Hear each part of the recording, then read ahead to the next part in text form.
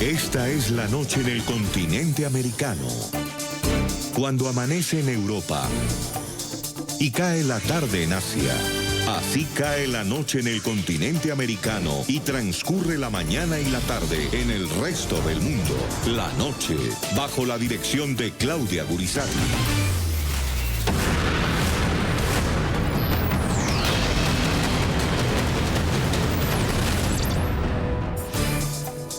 El programa La Noche enciende las luces para que usted vea el punto clave de la noticia. Soy Jefferson Beltrán. Bienvenidos. Hoy les presentamos un programa muy especial. Continuamos trabajando en casa. Es una Semana Santa atípica. Una Semana Santa en la que más de 180 países en este momento están enfrentando la pandemia del coronavirus. La mayoría de esos países en este momento se encuentran en confinamiento, en cuarentenas, como la que estamos viviendo en el continente americano. Por esa razón hoy hemos preparado un especial periodístico con los rostros de aquellos que en este momento están en la primera línea de batalla contra el coronavirus. Nuestra directora Claudia Gurizati en Madrid. Muy buenas noches, Claudia. Jefferson, sí, hemos tenido contacto con un grupo importante de médicos que nos han explicado cuál ha sido la situación en sus clínicas, en sus hospitales, en sus lugares de atención, cómo se convirtieron en esos héroes de bata blanca.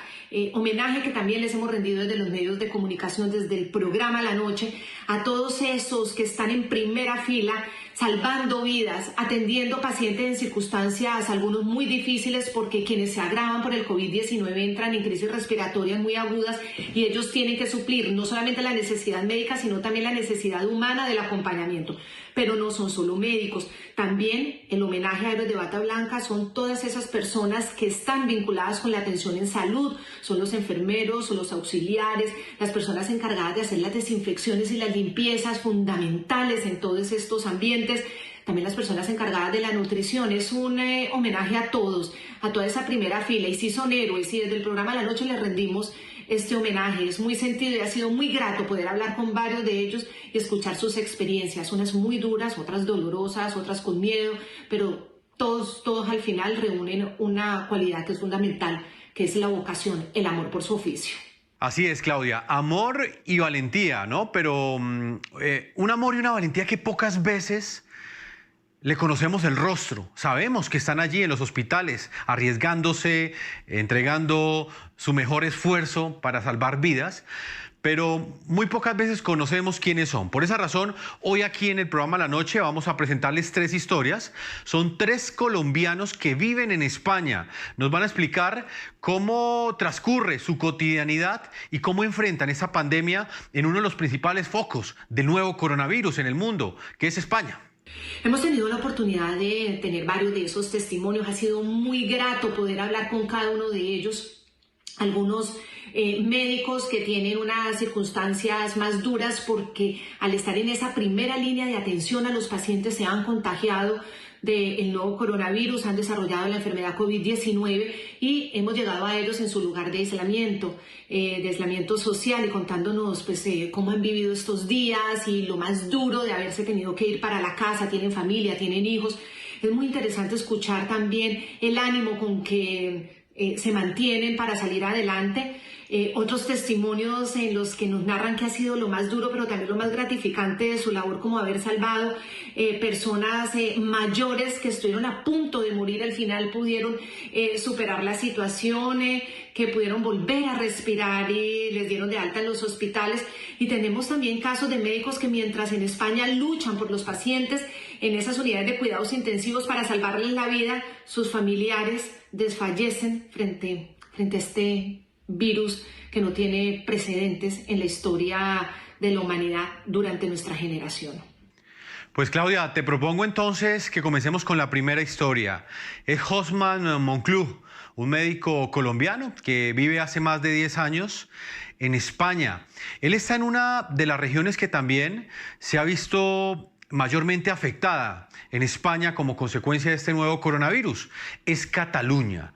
En esta entrevista que les vamos a mostrar, él nos narró no solamente la forma como enfrenta diariamente esta batalla contra la COVID-19, sino también un dolor que lleva dentro de su corazón desde hace más o menos una semana, Claudia.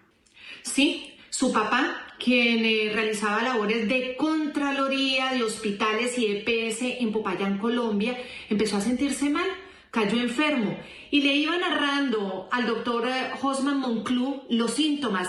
Él desde España, cuidando pacientes en unidades de cuidados intensivos, conociendo los síntomas, empezó a sospechar que su papá podría tener coronavirus. Al final, el papá del doctor Monclú murió en Popayán, solo, con síntomas de coronavirus, a pesar de que tuvo un test que salió negativo. El doctor Monclú pues sospecha que su papá sí pudo haber muerto por esta terrible enfermedad.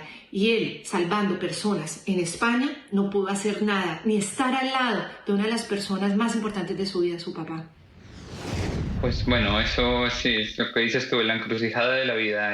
Aquí, claro, esto de salvar vidas no es salvar vidas, es simplemente hacer mi trabajo. Es para lo que me preparé, es para lo que estudié.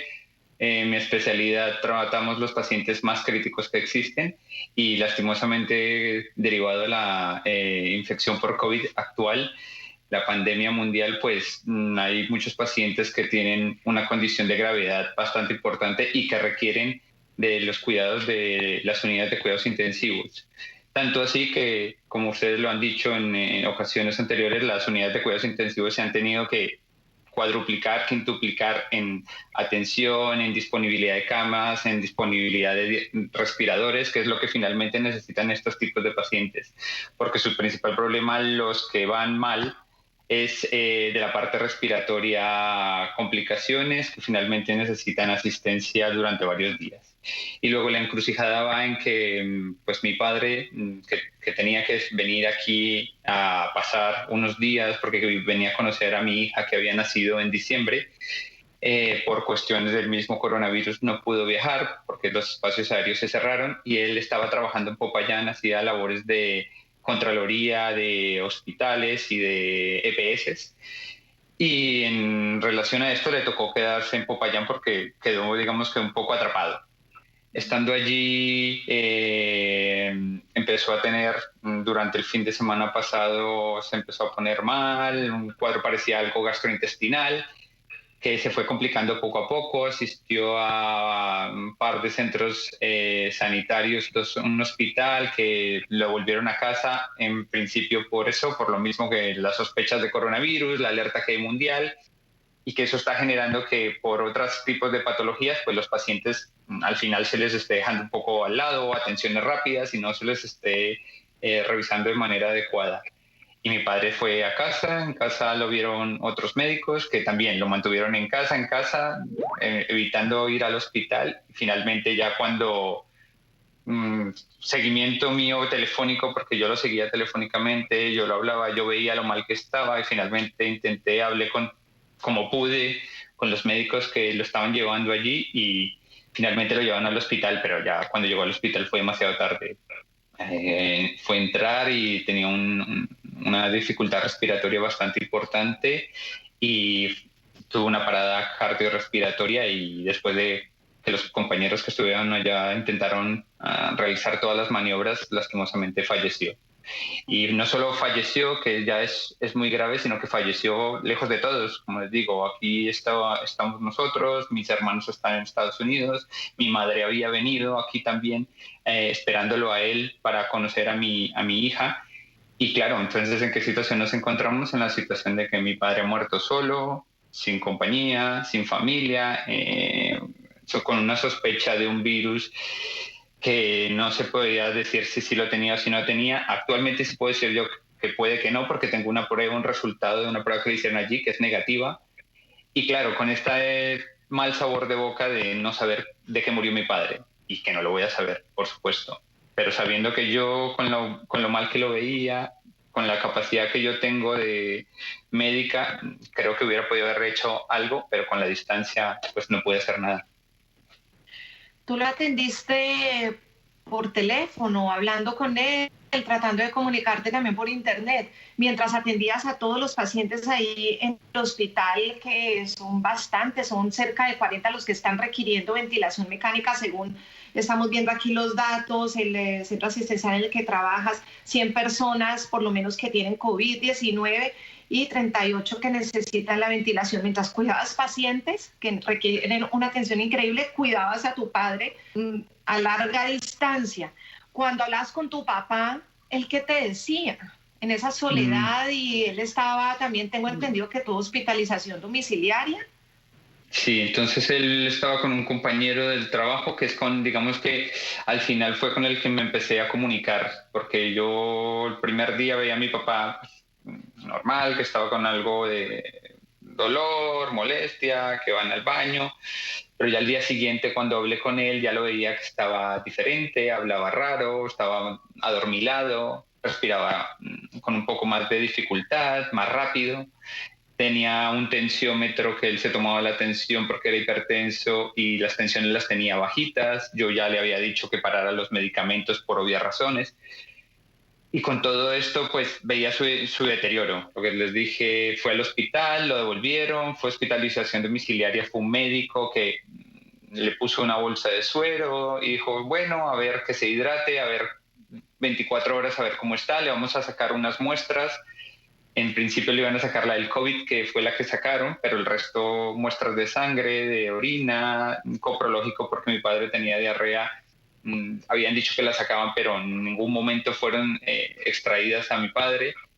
Y claro, yo por teléfono, como dices tú, yo trabajando, lo llamaba, veía que no iba bien. Yo con mi potencia de estar trabajando, no poder hacer nada, llamaba a un sitio a otro, las diferencias horarias, era muy difícil. Y luego ya, como te digo, pude contactar con el médico de hospitalización domiciliaria que lo estaba visitando.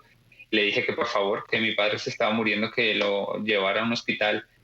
Y al principio tardó, porque me decía, no, esperemos un rato, que a ver, que le vamos a hacer unos exámenes. Y yo, no, es que no, mi papá no está de exámenes, mi papá necesita ayuda. Yo soy un especialista y sin tener nada en mis manos, más que viéndolo y con los constantes vitales que yo podía tomar del compañero que estaba con él, yo ya sabía que tenía una gravedad importante y que necesitaba asistencia en un centro hospitalario.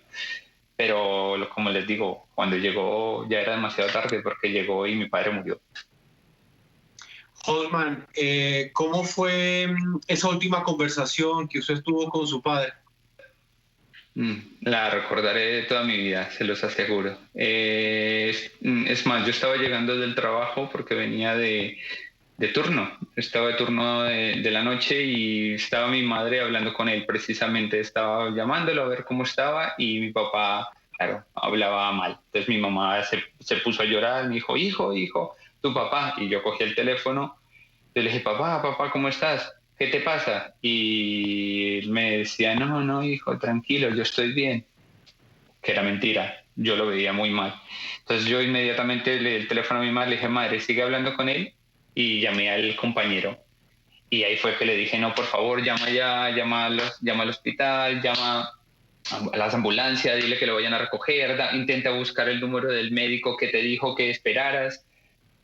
Pero bueno, después de que hablamos, dijeron que le iban a enviar la ambulancia. También ahí tardaron 3 horas en que llegara una ambulancia. Es que por eso les digo, fue un error tras otro, que, mira, al final terminó en esta mala experiencia y en este mal resultado. ¿Quién te comunicó de su fallecimiento? De don José Enrique Monclú, el pasado 2 de abril. A mí me comunicó el compañero.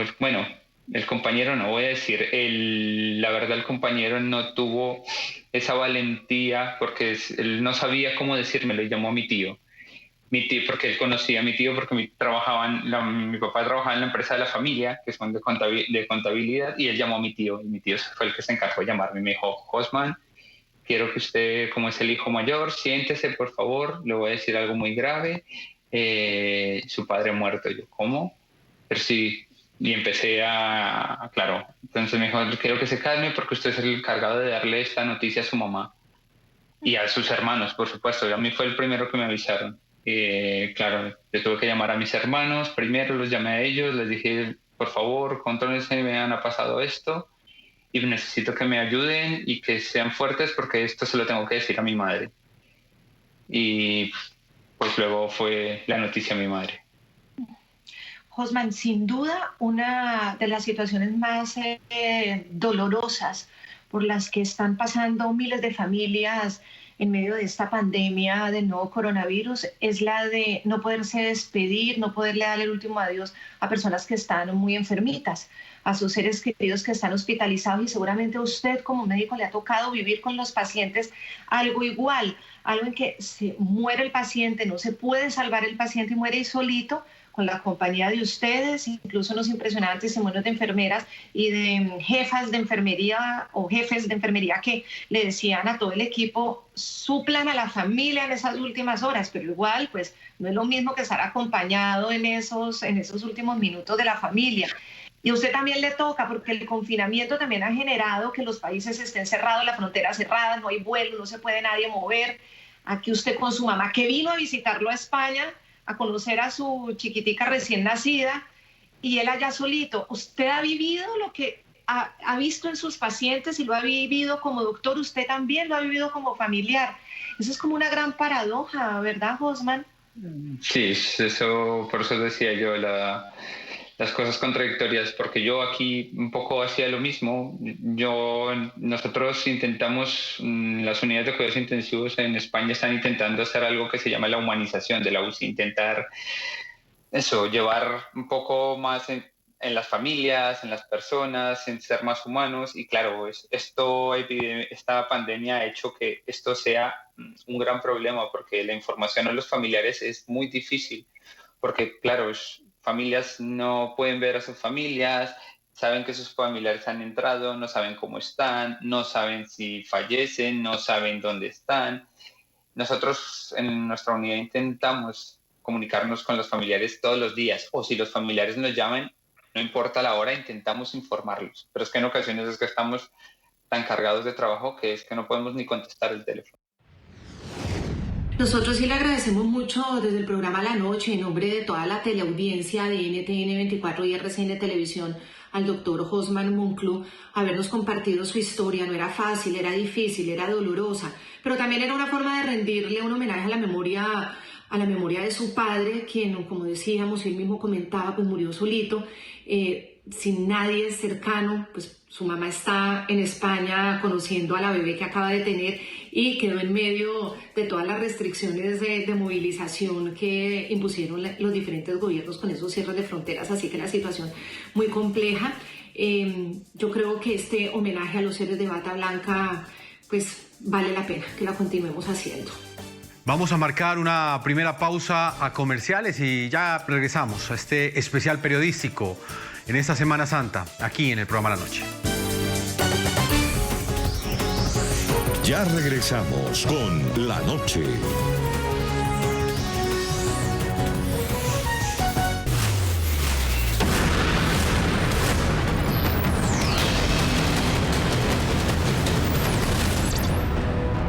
Continuamos con este homenaje, Héroes de Bata Blanca. Ustedes están conociendo el rostro de algunos de esos héroes, de esos profesionales que en este momento están en la primera línea de batalla contra la COVID-19. La COVID, así es como se denomina este virus, esta enfermedad que en este momento tiene jaque al planeta entero.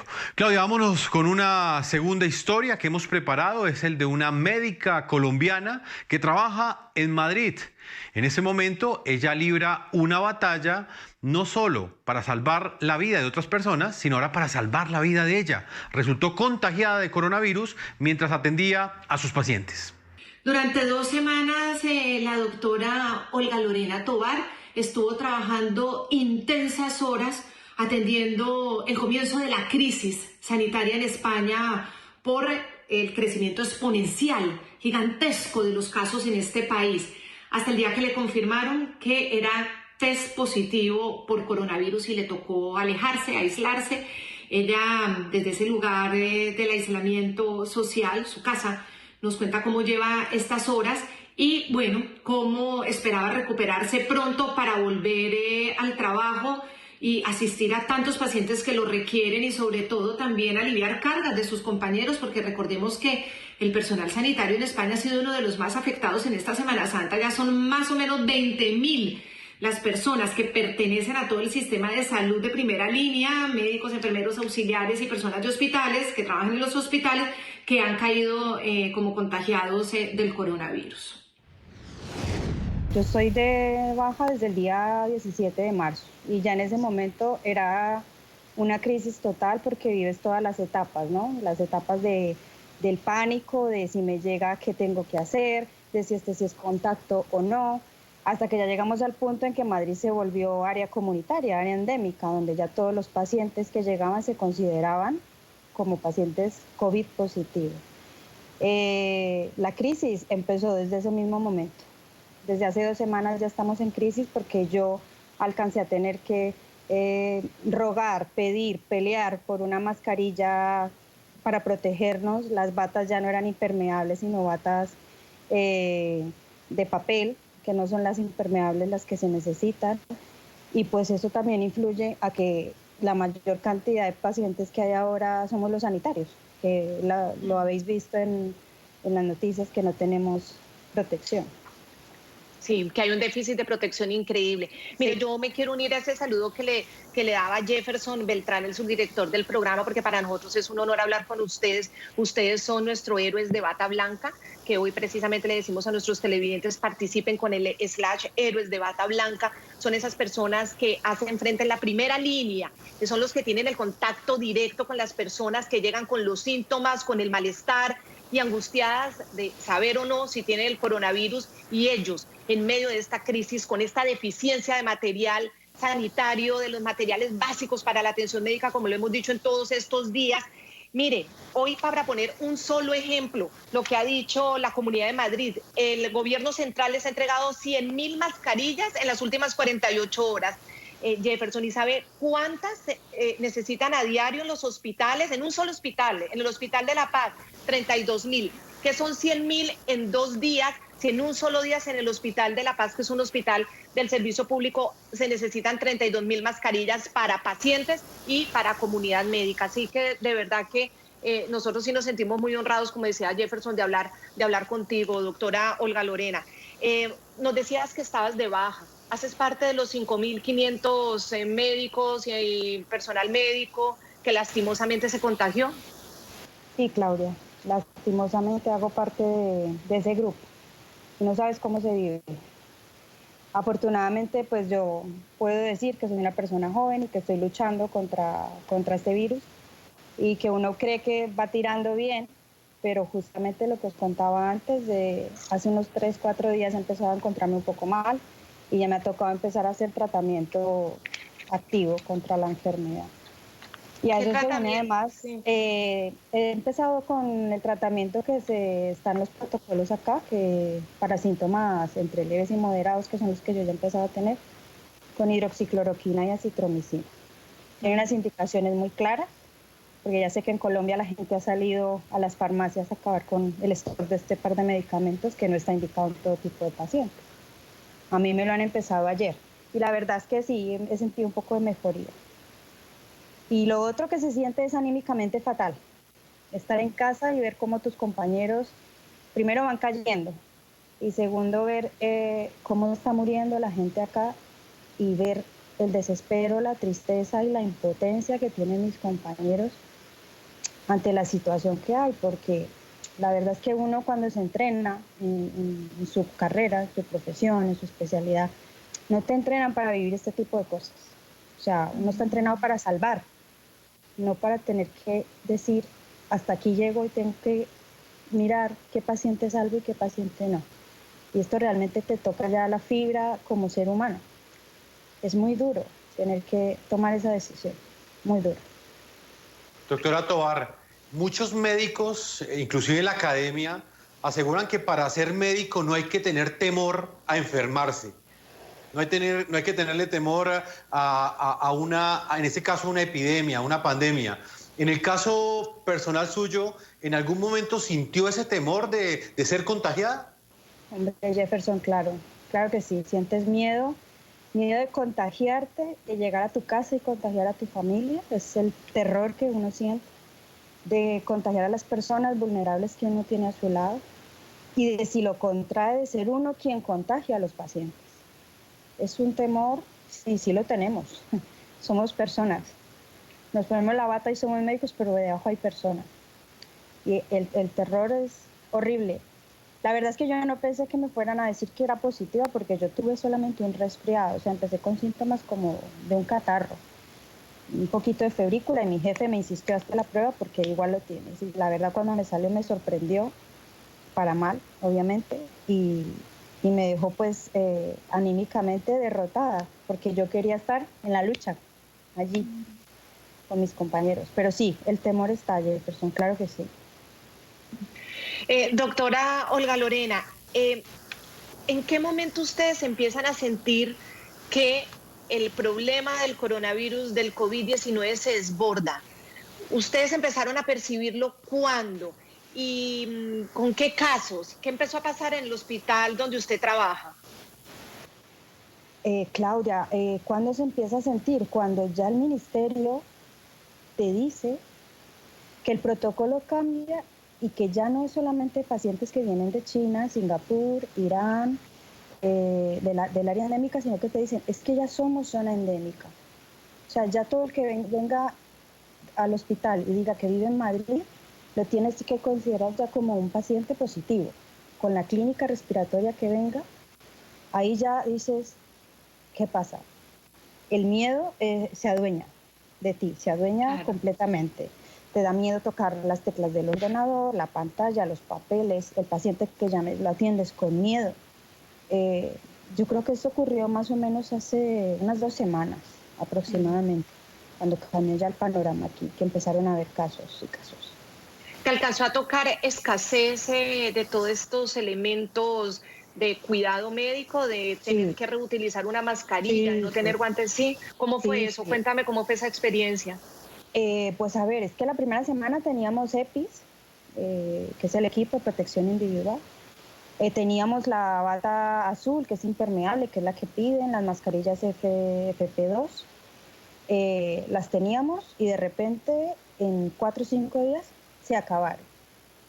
Me alcanzó a tocar, y es lo que le decía ahora a Jefferson. Entonces ya nos empezaron a decir que teníamos que usar mascarillas quirúrgicas, que igual la protección era la misma, porque en cuanto el paciente llega a triaje, le ponen una mascarilla al paciente, entonces ya te dicen que si el paciente tiene mascarilla y tú tienes mascarilla, pues que ya el riesgo es mínimo. Y a medida que va cambiando y que el abastecimiento se va acabando, pues el protocolo de sanidad va cambiando. No sé si lo has visto tú, Claudia, que cada día, en función de qué tan abastecidos estemos, pues la cosa va cambiando. Entonces, sí, se vivió, yo creo que en los primeros 5 días ya no había nada. Y ahora yo, según lo que oigo, veo a mis compañeros, aunque han dicho que la sanidad ahora es una sola, que la privada y la pública es una sola, sí que se nota que abastece más fácil a la pública que a la privada, porque lo veo con mis compañeros que les obligan a reutilizar mascarillas o incluso nos han dicho que tenemos que compartir los equipos de protección. Las mascarillas con filtro FP2 y FP3 no hay, porque o se las roban o las tienen escondidas o tienes que usar una para una semana. Te dicen guárdala que la tienes que usar una semana y pues de ahí que ahora haya tanta gente del personal sanitario infectada. Doctora Tovar, claramente también está en juego la integridad física de ese ser humano, de ese médico que es el encargado de atender a todos estos pacientes.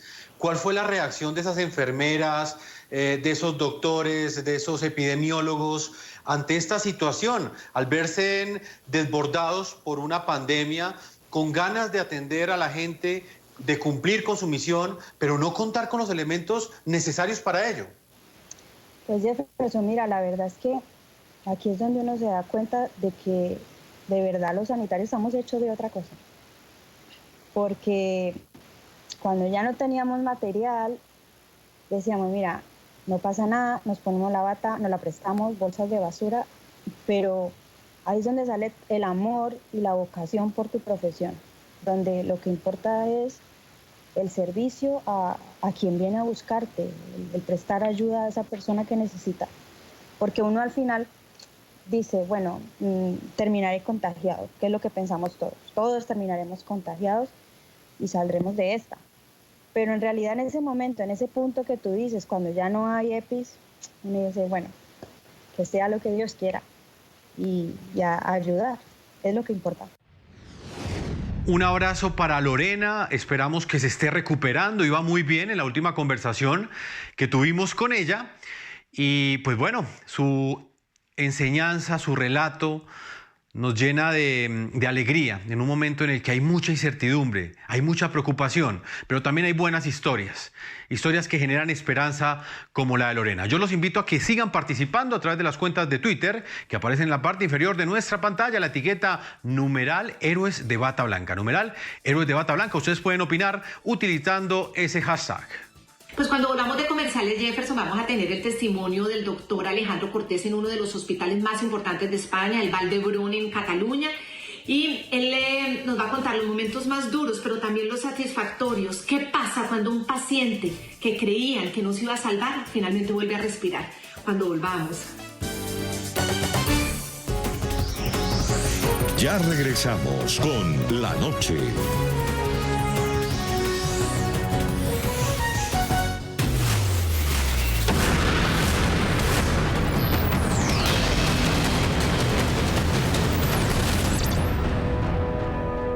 Bien, continuamos en este especial de Semana Santa haciendo teletrabajo, Claudia, porque tú estás en tu casa, yo estoy desde mi hogar transmitiendo en este momento para los 5 continentes a través de NTN 24. Nos cuidamos, nos protegemos, pero continuamos cumpliendo con nuestro deber de informar.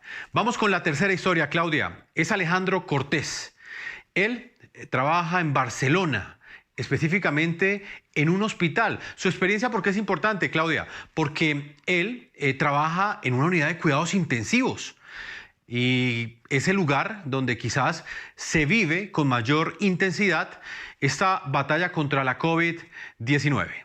En medio de esta ocupación, de este trabajo tan esencial como es el personal médico y el personal en general de la salud, el doctor Alejandro Cortés nos narra cuáles son los momentos más duros, las decisiones de poder entregar una unidad de cuidados intensivos a un paciente, saber qué posibilidades de supervivencia va a tener ese paciente para poderlo ingresar a esa unidad de cuidados intensivos, cómo acompañar a personas que se quedan solas sin visita de sus familias porque por el confinamiento es imposible que en los hospitales estén los familiares, cómo hacen para acompañarlos y cuál es su motivación.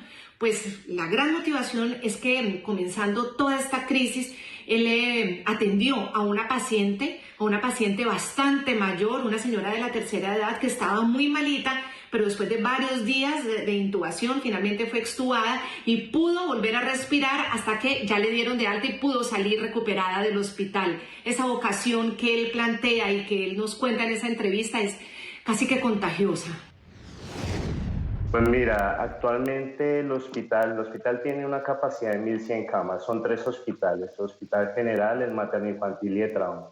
Y prácticamente todo el hospital está enfocado en atender esta enfermedad. Los pacientes que estaban ingresados previamente se han ido trasladando a otros hospitales, a hospitales de menor capacidad, a otros centros, para solo enfocarnos en esta situación. Entonces, por ejemplo, mi unidad es las unidades que tienen más camas de toda España, una de las unidades que tiene la mayor tecnología, los mayores recursos, y prácticamente hemos incrementado casi al 400% la capacidad. O sea, actualmente estamos casi a 200 camas de cuidados intensivos y tenemos ingresados 160 pacientes. Acaba de comentarme la jefa de guardia que está pendiente de ingresar 14 pacientes. O sea, a eso me refiero, ha sido desbordante y bueno, por suerte nos hemos organizado muy bien y otras especialidades nos han venido a ayudar y bueno, ha sido muy grata la labor entre todo el personal médico y todo el personal sanitario para atender esta situación. Bueno, le acaban de avisar que son 14 personas más que ingresan a la UCI en este momento y que ustedes tienen que atender. Mire, Cataluña, y se lo cuento a los televidentes, es la segunda autonomía de España con mayor número de contagios y de muertes en España, tristemente después de Madrid. Ahora les voy a entregar las cifras actualizadas, pero hay una en la que Cataluña sí está superando a la Comunidad Autonómica de Madrid, y es en personas que se encuentran requiriendo UCIs, esas unidades de cuidado intensivo. En este momento hay 1.502 pacientes UCI en Cataluña contra 1.460 pacientes UCI en Madrid, casi la misma cantidad, pero bueno, se superan en un poco más de 60 pacientes hoy, al día de hoy, 30 de marzo, en las UCI. En Cataluña hay un 84% ya de las unidades, del total de las unidades, según nos entregaban la información esta mañana las autoridades de sanidad de España, el 84% de las UCI están ya ocupadas. Doctor Alejandro, ¿ustedes temen llegar al colapso, que llegue un momento en que haya que escoger a qué pacientes se les pone en una UCI o a cuáles no? A ver, la situación actual ha requerido que comencemos a tomar esas medidas, porque lo que hemos visto es que hay cierto tipo de personas que la probabilidad de supervivencia es muy baja. Entonces se ha priorizado aquellas personas que tienen mayor probabilidad de sobrevivir, para que los recursos que hay actualmente permitan intentar llevar a tener la menor mortalidad posible, ¿sí? Dentro de toda la catástrofe. Entonces, pues actualmente sí, digamos, en una situación normal, enfermos que normalmente ingresarían, no hemos podido ingresarlo porque estamos desbordando ya nuestra capacidad. No así, estos pacientes se siguen atendiendo, se llevan a otras unidades, se les administra el mejor tratamiento posible, pero bueno, esa es la situación actualmente, que creo acá en España, creo que es la misma en Francia, creo que es la misma en Italia, que son los principales sitios donde está en Europa que tenemos más casos y hay más afección por esta enfermedad. ¿Cuántos pacientes más o menos has tenido que atender en persona? Tú, ¿cuántos pacientes? ¿Y cuántos tienes la dicha de haberlos sacado ya recuperados? Pues, a ver, no te puedo decir la cifra, pero muchos. ¿Ya perdiste la cuenta? Sí, porque ahora hemos estado en una fase de avalancha de pacientes donde hemos tenido que ingresar de manera continua pacientes, estabilizar y continuar con el siguiente. Y como te comento, ahora hay 14 pendientes por ingresar y pues estaremos toda la noche secuencialmente ingresándolos, y entonces no te sé decir la cifra, pero muchos. Que más o menos ya después de 14, 15 días ya hemos comenzado a ver pacientes que han mejorado y hemos dado el alta a varios pacientes a la planta, han mejorado bastante. ¿Y tienes alguna historia que nos quieras de pronto compartir de alguien que te haya dejado huella, o del que te acuerdes o de la que te acuerdes? No sé si tienes algún paciente, obviamente no te vamos a pedir la identidad porque pues eso hace parte del protocolo de ustedes de mantener toda esa prudencia, pero que te haya dado una gran satisfacción. Pues sí, la verdad, a ver, era una paciente que ya de muy avanzada edad, que fue una de las primeras pacientes que ingresó, que de hecho sus familiares, pudimos hablar con ellos acá personalmente porque lamentablemente actualmente los familiares no pueden ingresar al hospital, los tenemos que llamar por teléfono. Entonces en ese momento pude hablar con ellos, tuvimos una situación de mucha empatía, ya que me recordaba mucho a familiares míos allá en Colombia, y es una paciente que tenía por estadísticas probabilidades de no ir bien, y hace 2 días, después de luchar mucho con todos nuestros compañeros, enfermería, etcétera, se le ha dado el alta y ha sido una de las primeras altas que se ha dado en la UCI, ha sido una gran felicidad para todos, y ahora mismo se está recuperando en la planta y he podido saludarla hoy y la verdad está muy bien, ha sido una alegría total, o sea, de ver esa situación dan ganas de luchar y poner todo el esfuerzo porque se ve que es mejor, a pesar de la gravedad de la situación.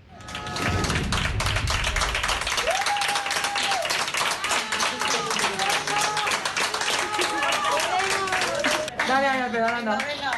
¡Hola!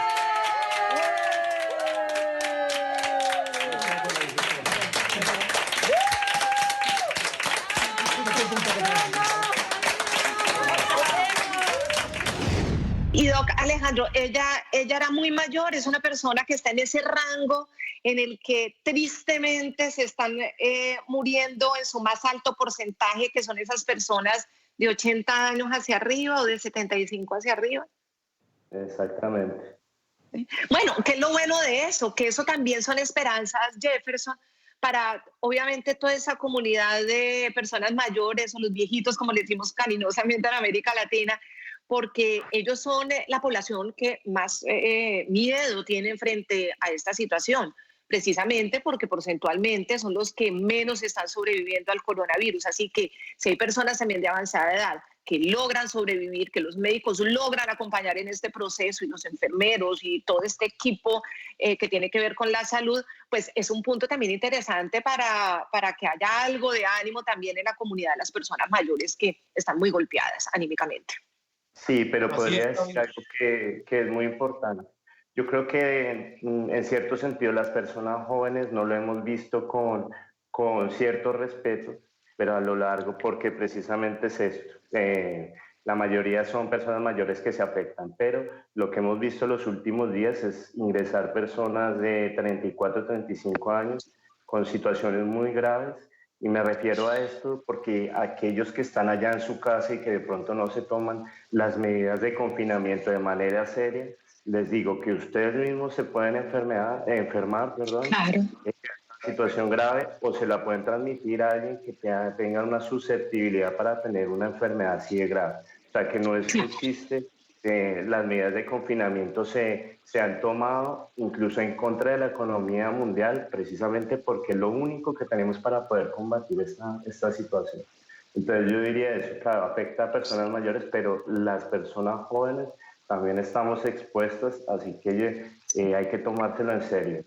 Todas las medidas Muy que da importante. la Organización Mundial de la Salud y demás, hay que tomárselo muy en serio porque o te puedes afectar tú o puedes afectar a alguien de tu familia.